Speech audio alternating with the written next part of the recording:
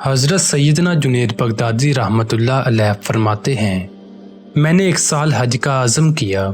جب اونٹنی پر سوار ہوا تو اس کا رخ کعبہ کی طرف ہی تھا، لیکن جب میں نے اس کی گردن پر ہاتھ مارا تو وہ قسطنطنیہ کی طرف مڑ گئی۔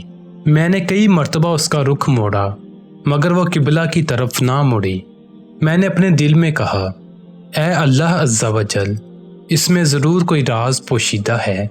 میں نے اس کی مرضی کے مطابق اسے جانے دیا اور اللہ تعالیٰ کی بارگاہ میں عرض کی، اے اللہ عز و جل، اگر تو مجھے اپنے گھر نہ جانے دے تو میرے پاس اس کا کوئی حل نہیں، تمام معاملہ تیرے ہی پاس ہے۔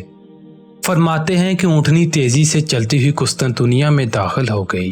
جب میں شہر میں داخل ہوا تو دیکھا کہ لوگ فتنہ و فساد میں مبتلا ہیں۔ میں نے ایک شخص سے دریافت کیا کہ اس کا سبب کیا ہے تو اس نے بتایا، بادشاہ کی بیٹی کی عقل زائل ہو گئی ہے اور لوگ کوئی ایسا طبیب تلاش کر رہے ہیں جو اس کا علاج کر سکے۔ میں نے دل میں کہا، میرے رب عز و جل کی عزت کی قسم، اسی کام کے لیے میرے رب عز و جل نے مجھے اس سال حج سے روک دیا ہے۔ میں نے ان لوگوں کو بتایا کہ میں طبیب ہوں۔ انہوں نے پوچھا، کیا آپ علاج کریں گے؟ میں نے کہا، ہاں انشاءاللہ عز و جل۔ لوگوں نے میرا ہاتھ پکڑا اور مجھے بادشاہ کے پاس لے گئے۔ اس نے اپنی بیٹی کا علاج میرے ذمے لگا دیا۔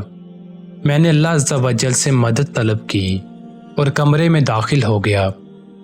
میں نے وہاں لوہے کی کھنک سنی اور کوئی کہنے والا کہہ رہا تھا، اے جنید رحمت اللہ علیہ، اونٹنی نے تجھے ہماری طرف لانے کی کتنی کوشش کی جبکہ تو اسے کعبہ مشرفہ کی طرف پھیرتا رہا۔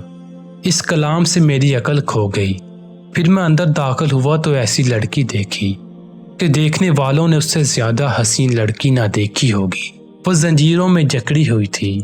میں نے اس سے پوچھا کہ یہ کیسی حالت ہے تو اس نے جواب دیا، اے دلوں کے طبیب، مجھے کوئی ایسا کام بتائیے جس سے میں غم سے نجات پا جاؤں۔ میں نے اسے کہا، لا الہ الا اللہ محمد الرسول اللہ پڑھو۔ اس نے بلند آواز سے کلمہ پڑھا تو ہتھکڑیاں اور بیڑیاں کھل گئیں۔ جب اس کے باپ نے دیکھا تو کہنے لگا، آپ کتنے اچھے طبیب ہیں اور آپ کی دوا کتنی اچھی ہے، میرا علاج بھی اسی دوا سے کر دیجیے جس سے اس کا علاج کیا ہے۔ تو میں نے کہا کہ تم بھی پڑھو، لا الہ الا اللہ محمد الرسول اللہ۔ پھر اس کی ماں آئی، وہ بھی دیکھ کر بہت خوش ہوئی اور مسلمان ہو گئی۔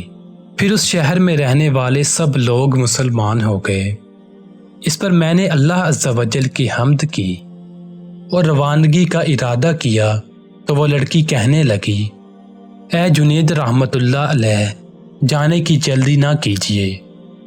میں نے اللہ تعالیٰ کی بارگاہ میں عرض کی ہے کہ آپ کی موجودگی میں میرا انتقال ہو، آپ میری نماز جنازہ پڑھائیں اور دفن کریں۔ پھر اس نے کلمہ شہادت پڑھ کر موت کا جام نوش کر لیا۔